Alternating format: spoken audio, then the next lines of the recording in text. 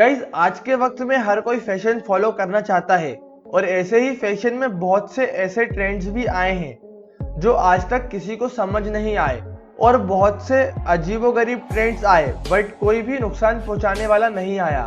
But आज की video में मैं आपको कुछ ऐसे ट्रेंड्स बताने जाने वाला हूं जिसमें चाहे आप डेडली केमिकल्स से लेके रेडिएशंस तक देख लो या फिर हड्डियों का तोड़वाना या निकलवाना देख लो, औरतें किस हद तक जा चुकी हैं।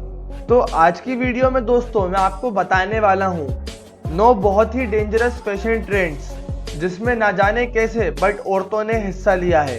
तो ज्यादा वक्त ना लेते हुए शुरू करते हैं वीडियो। 9वें नंबर पे है lead, arsenic and mercury. Guys वैसे तो हमने बस 3 बड़े केमिकल्स का ही नाम लिया है बट हम इसमें और भी आसानी से इंक्लूड कर सकते थे, जैसे कि टर्पेंटाइन, फॉर्मल्डिहाइड, पैथलेट्स, पैराबीन्स और ऐसे ही बहुत से केमिकल्स आजकल ब्यूटी प्रोडक्ट्स में यूज होते हैं। और ब्यूटी प्रोडक्ट्स में ऐसे डेडली केमिकल्स की कोई कमी नहीं है और औरतें इतने वक्त से खुद को जहर देते रही हैं खूबसूरती के नाम पे। 8वें नंबर पे है नेक रिंग्स। गाइस ये रिंग्स मेनली अफ्रीका और एशिया के पार्ट्स में यूज होता है और इस प्रोसेस के अंदर मेनली एक बढ़ती उम्र की लड़की के गले को मेटल रिंग्स के साथ कवर किया जाता है और जैसे जैसे वो बढ़ते जाती है इन रिंग्स की नंबर्स बढ़ाई जाती है और अगर इसी के बीच में कोई गैप आता है या फिर ये रिंग्स लूज होते हैं तो इसके अंदर और रिंग्स ऐड किए जाते हैं। वैसे दोस्तों इनकी थ्योरी के हिसाब से देखा जाए तो ये नेक को लंबा करता है और जिसकी वजह से औरत की खूबसूरती बढ़ती है। बट प्रॉब्लम ये है कि नेक हकीकत में बड़ा होता ही नहीं है। रियलिटी में इन हैवी डिस्क की वजह से और इनके बहुत ज्यादा डेंस अरेंजमेंट की वजह से क्लेविकल और रिब्स को ये रिंग्स नीचे पुश करते हैं, वो भी इतनी फोर्स के साथ कि ये टूट भी सकते हैं या आपस में बेंड भी हो सकते हैं और इसकी वजह से बहुत से हेल्थ रिस्क हो सकते हैं, जैसे कि टिश्यूज के अंदर सर्कुलेशन या फिर क्लॉटिंग का इशू या फिर बोन्स का इरेगुलर प्लेसेस पे मूव हो जाना। और इससे भी ज्यादा वर्स्ट सिचुएशन ये है कि कुछ कल्चर्स के अंदर लड़कियां बचपने से ही नहीं बल्कि एक एज पे आने के बाद एक साथ ही बहुत सारे रिंग्स अपने गले में अटैच करवा लें ताकि ये चीज ज्यादा स्पीड में परफॉर्म हो जाए और इस प्रोसेस का एक्सेलरेशन बोन को और ज्यादा डैमेज कर सकता है। 7वें नंबर पे है डाई पियर्सिंग्स या फिर आप इन्हें डू इट योरसेल्फ पियर्सिंग्स भी कह सकते हैं। दोस्तों वैसे तो पियर्सिंग्स के बारे में सोचा जाए तो कोई भी इंसान यही सोचता है कि किसी प्रोफेशनल से ही इसे कराना चाहिए, बट आजकल बहुत से लोग अपने घरों पे खुद से पियर्सिंग्स कर रहे हैं और इसकी एक वजह ये भी है कि आजकल डू इट योरसेल्फ की पियर्सिंग किट्स आने लगी हैं जिसके अंदर सारा नेसेसरी सामान होता है और आप इसे ऑर्डर करके घर पे मंगा के खुद से अपने कान या फिर दूसरे पार्ट्स पियर्स कर सकते हैं। बट इसके अंदर बहुत सारे डेंजर्स हैं और जिसमें से सबसे कॉमन डेंजर है इन्फेक्शन। दोस्तों प्रोफेशनल पियर्सिंग लोकेशन को देखा जाए तो वहाँ पे एक अलग टाइप के स्टैंडर्ड्स होते हैं जिससे इन्फेक्शन का रिस्क कम होता है, बट घरों में ये चीज नहीं होती। प्रोफेशनल्स ग्लव्स पहनते हैं, अपने टूल्स को स्टरलाइज करते हैं, रूम को स्टरलाइज करते हैं, साथ ही साथ पियर्सिंग साइट को भी स्टरलाइज करते हैं और वह अच्छे तरीके से ट्रेन होते हैं ताकि कस्टमर को या फिर जिसकी भी पियर्सिंग हो रही है उसे कोई प्रॉब्लम ना हो। बट इनमें से कोई भी चीज घर के मामले में गारंटीड नहीं है।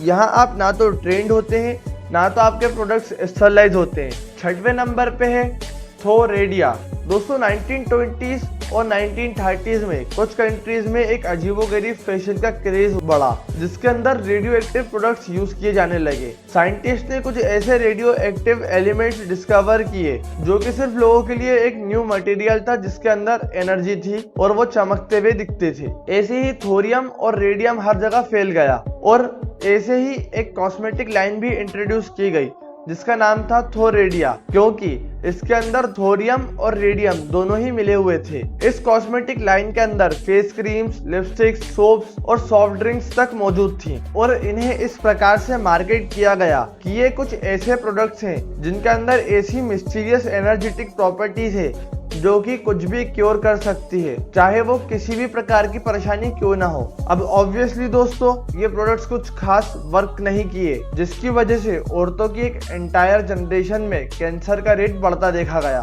5वें नंबर पे है हाई हील्स। दोस्तों ऑफ कोर्स हाई हील्स इतनी डेंजरस नहीं है हमारी लिस्ट में दूसरे आइटम्स के मुकाबले, बट ये भी काफी डेंजरस हो सकती हैं अगर कोई इसे रेगुलर यूज करे तो। और आजकल हाई हील्स के अंदर काफी ज्यादा टॉल हील्स आने लगी हैं। हाई हील्स की ज्यादा यूज की वजह से ये आपके एक्लिस टेंडन और काफ को रीशेप कर सकती है और आपके फुट को एक नया एंगल दे सकती है। इसकी वजह से नीस, हिप्स और बैक के ऊपर बहुत ज्यादा स्ट्रेस पड़ता है, जिस वजह से ऑस्टियोआर्थराइटिस, स्ट्रेस फ्रैक्चर्स और ऐसी में की कई बीमारियां हो सकती हैं। चौथे नंबर पे हैं कॉर्सेट्स। दोस्तों ना जाने कैसे कॉर्सेट्स आज भी यूज होते हैं और अभी तक इनका नामो निशान नहीं मिटा। बहुत सालों से इनका यूज किया जा रहा है। दोस्तों कॉर्सेट पहनने का मेन रीजन ये है कि ये वेस्ट को एकदम थिन दिखाता है, जिसकी वजह से एक परफेक्ट फिगर अपीयर होता है। और कॉर्सेट्स काफी अच्छा वर्क करते हैं, बट ये आपकी वेस्ट के हिस्से पे बहुत ज्यादा प्रेशर प्रोवाइड करते हैं, जिसकी वजह से आपके ऑर्गन्स डैमेज या फिर डिफॉर्म हो सकते हैं। कॉर्सेट्स की वजह से बॉवल्स डिफॉर्म हो सकते हैं या फिर लंग्स भी डिफॉर्म हो सकते हैं और इनकी वजह से पेनफुल ब्लॉकेजेस भी क्रिएट हो सकते हैं। साथ ही साथ ये लंग्स को ओपन भी कर सकते हैं, जिसकी वजह से इन ऑर्गन्स में इन्फेक्शंस हो सकते हैं और कई मामलों में तो इंसान मर भी सकता है। और ऐसे में के बहुत सारे केसेस रिकॉर्ड हुए हैं जिसमें कॉर्सेट्स पहनने की वजह से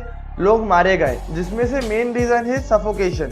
थर्ड पे है क्रिनोलाइन। दोस्तों विक्टोरियन ईरा का सबसे फेमस फैशन ट्रेंड था हूप स्कर्ट, जो नीचे से काफी ज्यादा वाइड, फ्लोइंग और सर्कुलर था, जिसने विक्टोरियन वुमेन को एक सिग्नेचर बिग बॉटम और टाइनी टॉप लुक दिया। ये स्कर्ट्स अपना इतना बड़ा साइज इस वजह से होल्ड कर पाते थे क्योंकि इनको केजेस की मदद से सपोर्ट किया जाता था, जिन्हें क्रिनोलाइंस कहते थे। और इन्हीं क्रिनोलाइंस की वजह से हूप स्कर्ट्स ने बहुत सी औरतों की जान ली। इसकी डेंजरस होने की दो वजह थी। पहला तो कि ये बहुत ज्यादा एक्सट्रीमली फ्लेमेबल मटेरियल था, और दूसरा कि जो ये शेप ये क्रिएट करता था वो इतना वाइड होता था, जिसकी वजह से ये किसी भी चीज में फंसने के लिए बहुत आसान था। इसी वजह से या तो इसमें इजीली आग लग जाती थी या फिर ये किसी मशीनरी में या फिर चलती गाड़ी के पहियों में इजीली फंस जाता था, जिसकी वजह से काफी ज्यादा मौतें हुई। सेकंड नंबर पे है फुट बाइंडिंग। दोस्तों फुट बाइंडिंग एक चाइनीज प्रोसीजर है जो कि यंग गर्ल्स के साथ किया जाता था। इसके अंदर उन्हें अपने पैर की हड्डियां तोड़वाकर उन्हें आपस में बांध देना पड़ता था ताकि वो एक नए शेप में रिफॉर्म हो, एक छोटा और पॉइंटर नुकीला शेप। ये प्रोसेस चालू होता था एक एक करके पैरों की उंगलियां तोड़ने से, और उन्हें तोड़ने के बाद अपने डिजायर्ड शेप में इन्हें बांध दिया जाता था। इसी प्रोसेस के दौरान उंगलियों के नाखून बड़े होते थे, जिसकी वजह से इन्फेक्शन भी होने के चांसेस रहते थे, और जिस वजह से उंगलियों को काट के अलग भी करना पड़ जाता था। दोस्तों सुनने में तो ये काफी पेनफुल लगता ही है, बट इसे वहां की औरतें बोनस कंसिडर किया करती थी। बिना उंगलियों के पैर को और भी छोटे साइज में बांधा जा सकता था।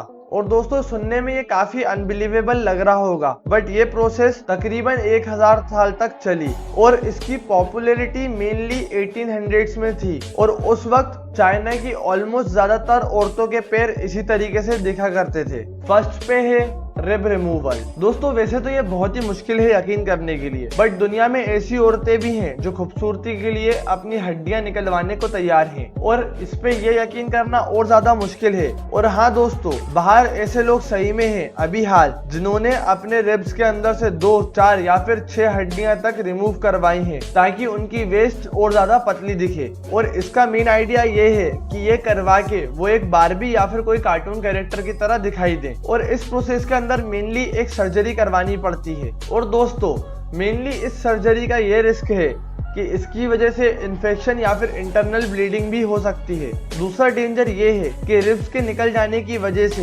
दूसरे ऑर्गन डैमेजेस हो सकते हैं, क्योंकि रिब्स का मेन पार्ट होता है लंग्स को या फिर दूसरे वाइटल ऑर्गन्स को बचा के रखना, और बिना रिब्स के इनको काफी ज्यादा चोट पहुंच सकती है। दोस्तों आज की वीडियो के लिए बस इतना ही। अगर आपको वीडियो पसंद आई हो तो ज्यादा से ज्यादा लाइक करें, शेयर करें, कमेंट करें और सब्सक्राइब करें हमारे चैनल को। Thank you.